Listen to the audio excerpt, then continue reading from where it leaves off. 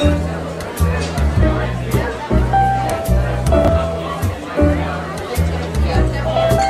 my wife came running out and said, my water broke, we gotta go.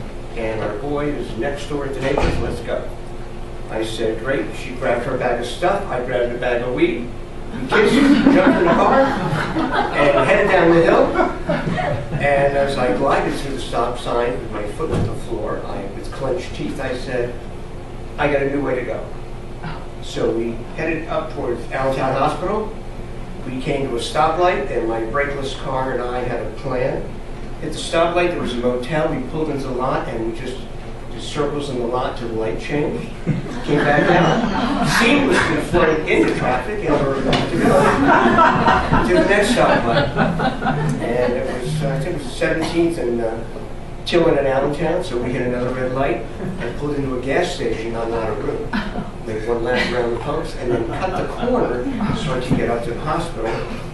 She wasn't real happy with it, but we made it to the hospital. I turned the wheel into the curb, stopped the car, and off we were. So we go up in a room, it's Monday night, and me and the doctor are watching the Green Bay Packers beat the crap out of Joe Namath and the New York Jets. And he said to me, stick around, let's watch the first half, while my wife is moaning in the next room. He told me, don't worry, you won't miss it, and I thought he meant her. So it was 8 to 8, she was 8 pounds, 8 ounces. Everything was good. The next morning, our little boy, 3-year-old, wanted to see his mom, desperately wanted to see his new sister. Allentown Hospital had a rule, nobody under 12, a strict rule, they weren't going to let anybody in. So I had an idea, we had moved somebody, a friend that day, had a big box.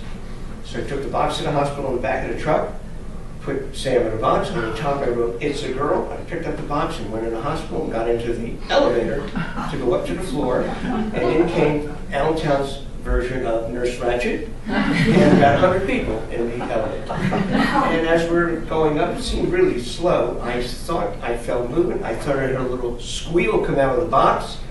So I said, shh, and the whole elevator went quiet.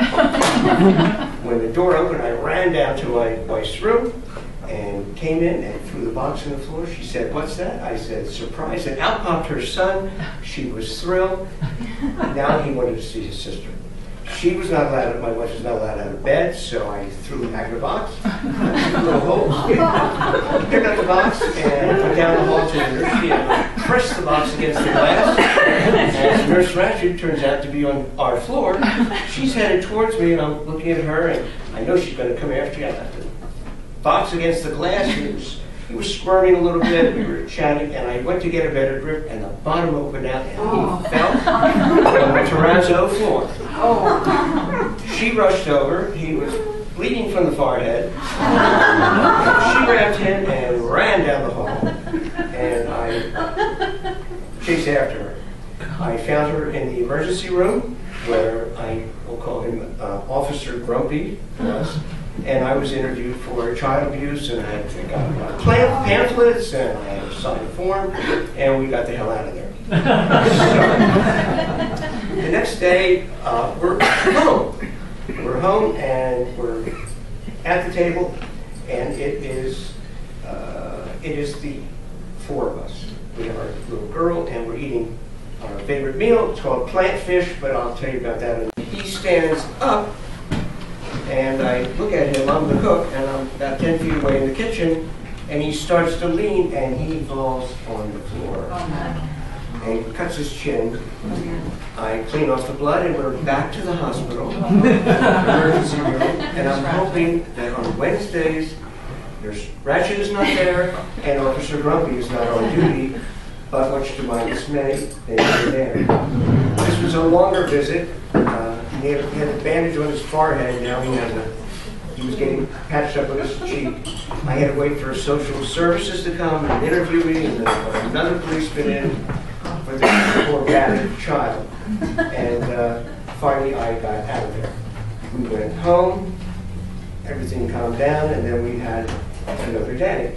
Our dinner the next night with our family of 4, we used Nurse Ratchet, and Officer Grumpy's idea, actually it was a social worker's idea, and we put a seatbelt on my son in the chair, which is a scarf. We tied a scarf around his waist, and we're good. So we're around the table, and we're talking, and our cat, Ricky Tiki Toddy, who moved up from Philly with us, jumped up on the high chair, and he would often kind of clean the rest off of our boy, or clean up. And our boy Sam reached out and grabbed him by the handle, you call it a tail, and the cat turned around and scratched his head. So a bandage here and a bandage here.